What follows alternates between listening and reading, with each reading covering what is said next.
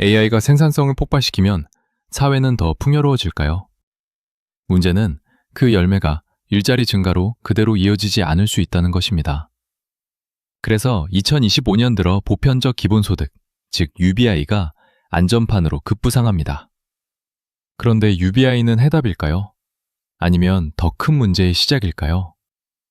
오늘 영상에서는 일자리 재편의 구조와 개인이 지금 준비해야 할 현실적인 전략까지 정리합니다. 2026년 현재 인공지능의 급격한 발전은 기존의 좋은 직업들을 뒤흔들고 있습니다. 예를 들어 회계 분야에서는 대형 회계법인들이 신입 채용을 대폭 축소했습니다. 딜로이트는 신입 공채 규모를 18% 줄였고 언스트앤영도 11% 축소했습니다. 채용 공고 데이터를 보면 금융부문의 신입 일자리 기회가 전년 대비 50% 이상 감소했고 IT 서비스 분야도 절반 가까이 줄었습니다. 주요 원인은 생성형 AI의 도입입니다. 기업들이 과거에는 신입사원들이 맡았을 단순 업무를 이제 챗 GPT와 같은 AI로 처리하면서 인간을 채용할 필요가 줄어들었기 때문입니다. 한편 법률업계에서도 유사한 변화가 감지됩니다. 로펌들은 계약서 검토 등 시간 걸리던 작업에 AI를 활용하기 시작했고, 그 결과 고객들은 AI 덕분에 법률 비용이 줄어든다면 주니어 변호사 수를 줄여도 되지 않겠냐는 기대를 품고 있습니다. 실제로 설문조사에 따르면 변호사 중 36%가 AI 때문에 법조계에서 경력이 사라져가고 있다는 우려를 표했습니다. 게다가 2025년 출시된 GPT-5와 같은 최첨단 AI 모델은 의료, 금융, 법률 등 다양한 분야의 전문가들이 만든 보고서를 상당 부분 인간과 구분하기 어려울 정도의 수준으로 작성해내고 있습니다. 요컨대 AI의 지능이 전문직 수준까지 높아지면서 변호사나 회계사처럼 한때 안정적이라 여겨진 직업들도 더 이상 안전지대가 아니게 되고 있습니다. 일자리 위기가 대두될 때마다 사람들은 흔히 그럼 AI가 할 수 없는 일을 찾으면 되지 않겠느냐고 말하곤 합니다. 실제로 2025년 현재까지 살펴보면 창의성이 핵심인 예술 분야나 현장에서 사람을 직접 대면해야 하는 업무들은 비교적 AI의 영향을 덜 받고 있습니다. 당장 의사나 간호사 같은 의료직이나 회화나 공연예술 같은 창작 분야에서 AI가 인간을 완전히 대체했다는 사례는 찾아보기 어렵습니다. 언론과 커뮤니티에서는 앞으로는 배관공, 전기지사 같은 기능직이나 간호, 돌봄 같은 인간미가 필요한 직업이 유망하다는 조언이 쏟아지고 젊은 세대도 이른바 AI가 못하는 직업을 찾아 커리어 방향을 틀고 있습니다. 한 조사에 따르면 많은 대학생들이 전통적인 사무직 대신 무역기술직이나 보건의료직 같이 AI 시대에도 살아남을 직종을 고려하고 있다는 소식도 들립니다. 하지만 과연 이런 생각만으로 충분할까요? AI가 못하는 일만 골라서 하면 우리의 일자리 미래가 보장될지 더 깊은 고민이 필요합니다. 우리가 놓쳐선 안 될 사실은 일자리의 소멸보다 변화가 더 크다는 점입니다.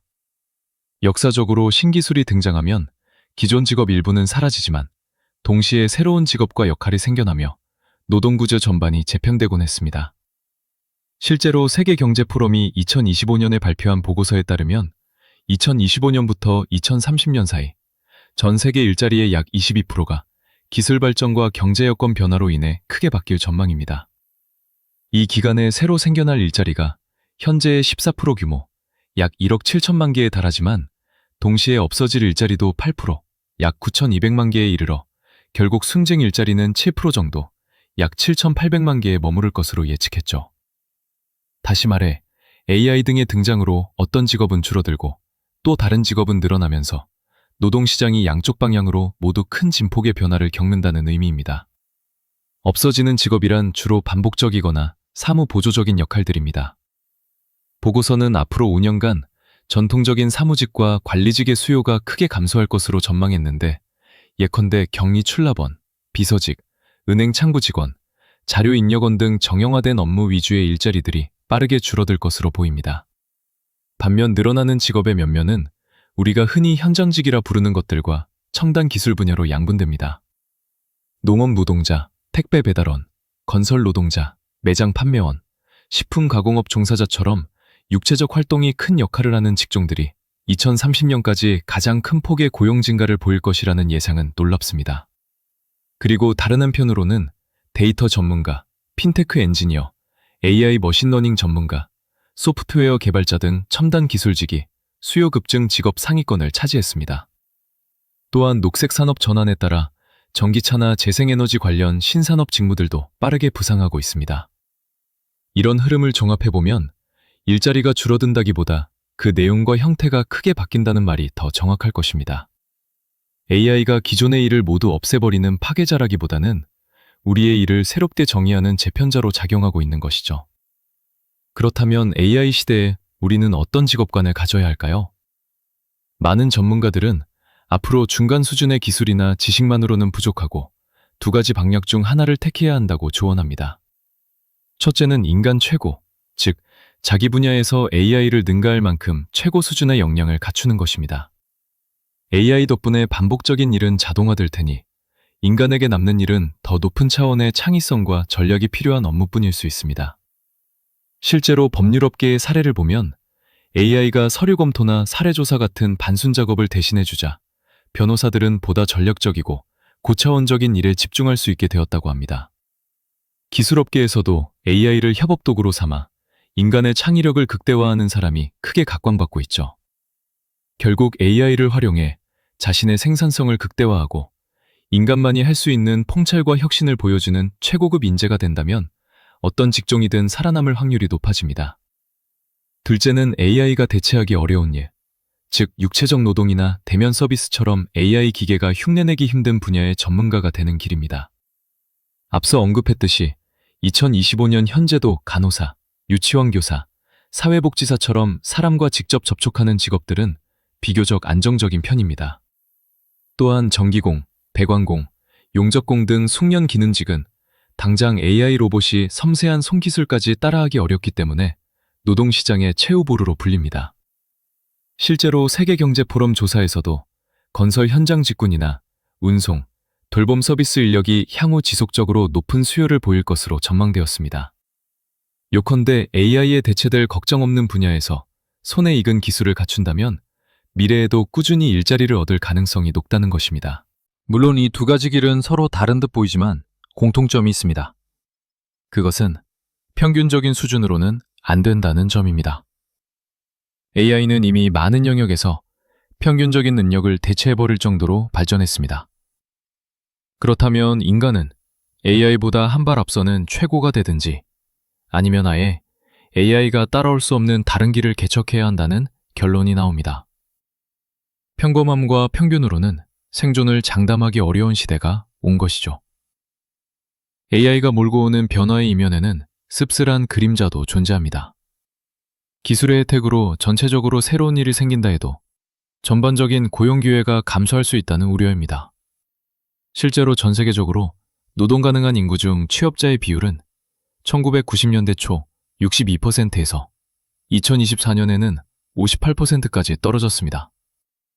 이는 경제가 성장해도 그 열매가 모두 일자리 증가로 이어지지 않는 시대적 추세를 반영합니다. 만약 AI가 생산성 혁신을 주도하면서 인간 노동의 필요성을 더욱 줄인다면 앞으로 일할 사람은 많은데 일자리는 부족한 아이러니한 상황이 심화될지 모릅니다. 그렇게 되면 앞서 말한 AI가 못하는 일자리조차 경쟁이 더욱 치열해질 가능성이 있습니다. 화이트 칼라 분야에서 밀려난 인력이 한꺼번에 블루 칼라 직종이나 서비스 업종으로 몰려든다면 그동안 인력이 모자라던 분야에도 공급 과잉이 생길 수 있기 때문입니다. 예컨대 많은 사람들이 안정적이라 여겨지는 기능직으로 방향을 튼다면 향후 전문 기능공 자리 하나를 두고도 훨씬 더 많은 경쟁자가 생길 수 있다는 것이죠. 또한 AI로 기업의 생산 비용이 절감되고 이윤이 늘어나도 노동자 간 경쟁이 심해지면 임금이나 처우 개선으로 이어지지 않을 거라는 우려도 있습니다. 한 시나리오 분석에 따르면 AI 도입이 더딘 과도기적 미래에는 오히려 수면 기능직과 육체 노동의 상대적 가치가 상승하지만 동시에 기술 적응에 실패한 계층과의 격차가 벌어지는 양상이 나타날 수 있다고 합니다. 결국 AI 시대에는 새로운 종류의 일자리 양극화가 발생할 수 있는 것입니다. 이러한 흐름에 대해 일부 전문가들과 테크 기업인들은 더 이상 개인의 노력만으로 해결하기 어렵다고 말합니다. 기술 발전에 적응하도록 재교육을 시키는 것만으로는 부족하며 보다 과감한 정책 개입이 필요하다는 주장도 나오고 있습니다. 이 대안으로 거론되는 것이 바로 보편적 기본소득, UBI입니다. AI가 초래할 대규모 실업 사태에 대비해 UBI를 도입해야 한다는 주장이 2025년 들어 본격적인 주류 담론으로 떠오르고 있습니다. 미국에서는 한 비영리 재단이 2028년까지 미국 내 일자리 4,530만 개가 AI로 인해 위험에 처할 수 있다는 충격적인 분석을 내놓으며 UBI를 현대사회의 안전판으로 도입해야 한다고 촉구했습니다. 흥미로운 점은 이러한 기본소득 옹호론자들 중 상당수가 실리콘밸리 출신이라는 사실입니다. AI 혁신을 이끄는 당사자들이 역설적으로 UBI 도입을 강력히 지지하고 있는 것이죠. 예를 들어 챗 GPT로 대표되는 생성형 AI 열풍을 일으킨 오픈AI의 CEO 샘 알트만은 2020년부터 3년간 미국의 저소득 가구 3,000명에게 매달 $1,000를 지급하는 대규모 UBI 실험을 직접 지원했습니다. 또한 테슬라 CEO 일론 머스크는 이미 2017년에 궁극적으로 우리에겐 UBI가 필요할 것이다. 다른 선택지가 없을 것이라고 예언한 바 있고, 페이스북 창립자 마크 저커버그 역시 기본소득을 지지한다는 뜻을 공개적으로 밝혔습니다.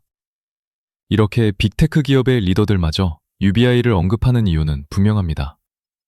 AI로 생산성은 극대화되지만 고용은 그만큼 창출되지 않는 미래에 최소한의 사회적 안전망 없이는 경제적 불평등과 소비 위축으로 시장 자체가 무너질 위험이 있다고 보기 때문입니다. 실제로 2025년 현재 여러 국가와 도시에서 기본소득 시범 정책을 테스트하며 AI 시대의 해법을 모색 중입니다. UBI가 만병통치약은 아니라 해도 AI 충격을 완화하기 위한 진지한 대안으로 논의 테이블에 오른 것은 분명해 보입니다. 결국 이야기의 핵심은 나와 당신, 평범한 개인들은 과연 어떻게 대비해야 하느냐는 것입니다.